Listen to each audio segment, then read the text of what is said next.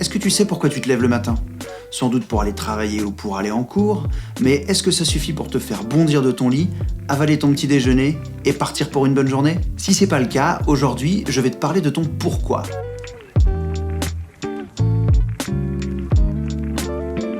Bonjour à tous, je m'appelle Romain, je suis ostéopathe, enseignant et coach, et aujourd'hui, pour parler du pourquoi, on va commencer par définir ce que c'est, comment on le cherche, et ce qu'on en fait une fois qu'on l'a trouvé. C'est parti.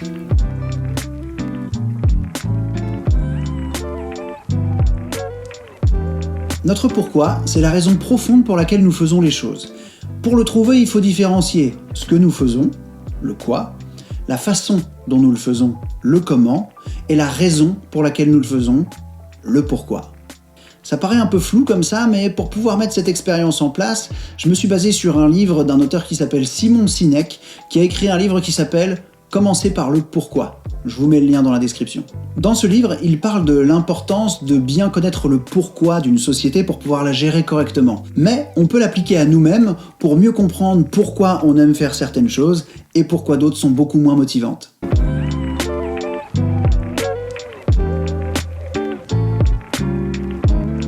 Lorsqu'il s'agit de trouver le pourquoi, certaines personnes me disent que c'est extrêmement difficile et d'autres me disent que c'est vraiment simple. Je faisais plutôt partie de la deuxième équipe, avant d'avoir lu ce livre. J'ai quand même décidé de mettre en place cette expérience pour savoir si le pourquoi qui allait en découler était celui auquel je m'attendais.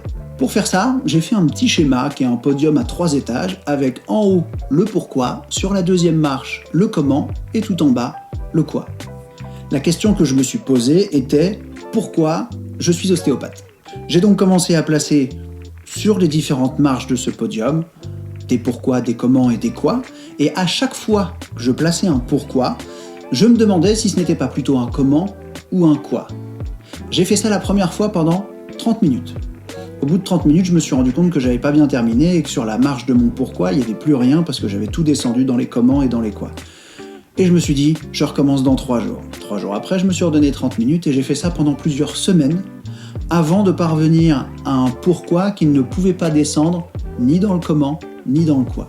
À la fin de toute cette réflexion, j'ai réussi à avoir un pourquoi qui était beaucoup plus complexe que tout ce que j'avais pu placer avant. Et la réponse est, je suis ostéopathe parce que j'aime aider les gens à être meilleurs tous les jours. Et avec l'ostéopathie, je fais en sorte que le corps ne soit pas un frein à cette progression.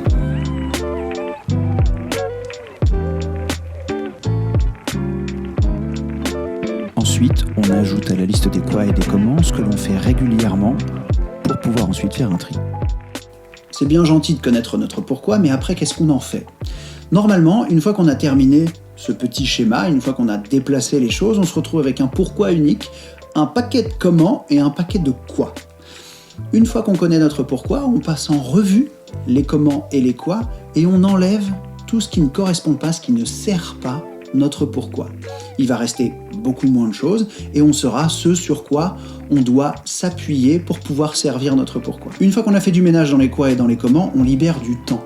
Et avec ce temps, on peut ajouter des choses ou passer plus de temps sur ce qui reste dans la liste pour pouvoir vraiment servir son pourquoi.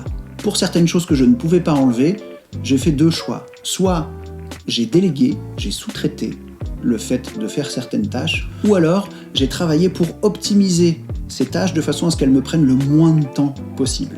Par exemple, une fois que moi j'ai libéré du temps, j'ai remis en place tout ce que je faisais dans la semaine, ce qui m'a laissé du temps pour commencer une nouvelle formation de coaching, commencer à écrire un blog ou faire des vidéos comme celle que vous êtes en train de regarder. Ça n'a absolument pas changé ma façon de travailler dans mon cabinet, ça a juste changé la façon dont je voyais mon travail. Mes gestes du quotidien n'ont pas changé, mais leur objectif a changé. L'intention que j'ai mis dans tout ce que je faisais, que ce soit au cabinet ou même à l'extérieur, a complètement changé et je me suis retrouvé à faire des choses qui correspondaient réellement à ce que je voulais et à mon pourquoi. Et du coup, c'est beaucoup plus gratifiant, beaucoup plus satisfaisant de faire ça toute la journée.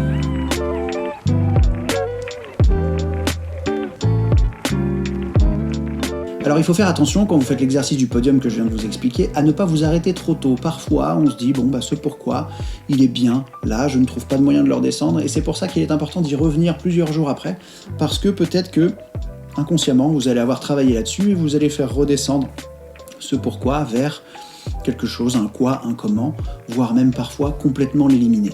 Si par exemple dans votre pourquoi vous avez gagné de l'argent, c'est une mauvaise solution. Parce que avoir de l'argent, c'est un quoi ou un comment, mais ce n'est absolument pas un pourquoi. Qu'est-ce qu'on va faire de cet argent? Comment on va le dépenser? Est-ce qu'on va le garder? Est-ce que c'est pour le placer? Est-ce que c'est pour faire tout un tas d'autres choses? Ce n'est pas possible que ce soit la finalité et le pourquoi vous faites les choses.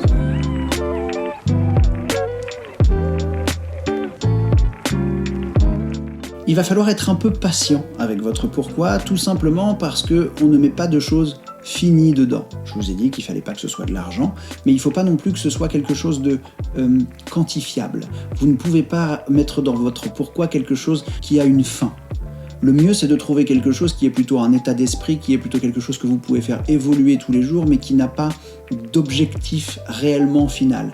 Quelque chose pour lequel vous allez avoir des sous-objectifs, des choses qui vont vous faire avancer, mais vous ne parviendrez jamais à votre pourquoi. Vous allez le servir toute votre vie, ou durant toute votre carrière si c'est un pourquoi vraiment professionnel, mais vous allez le servir et vous n'allez pas l'atteindre. On peut faire pour ça une analogie avec le fait d'être en forme et d'aller à la salle de sport.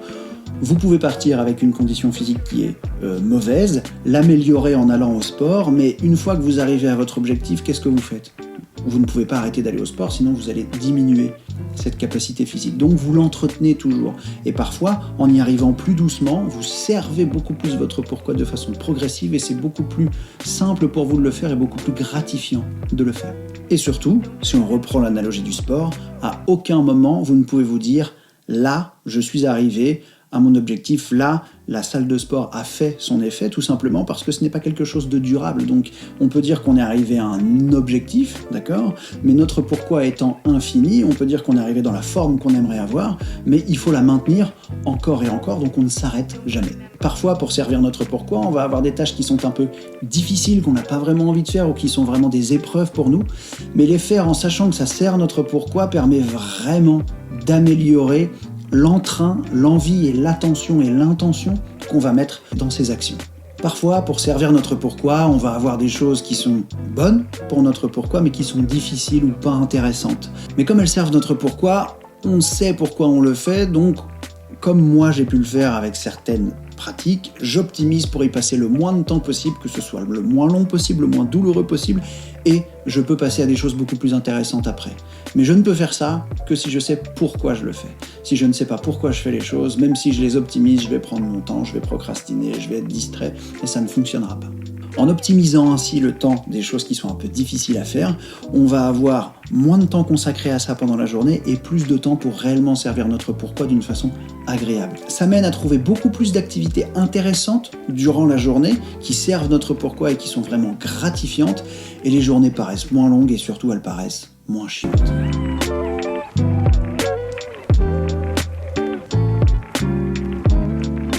Il arrive à certains moments de notre vie que notre pourquoi change. Et là, il est important de savoir le déterminer. Ce n'est pas parce qu'on a défini notre pourquoi à 25 ans qu'il va rester le même jusqu'à 50 ans. Ça ne veut pas dire que c'est impossible, mais ça peut bouger.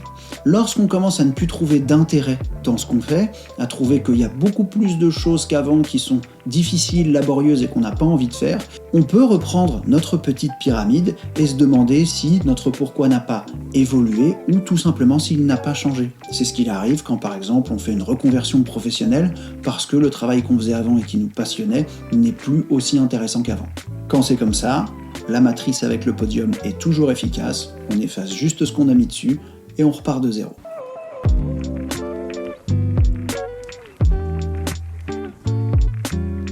Pour conclure, si on cherche, on a tous un pourquoi.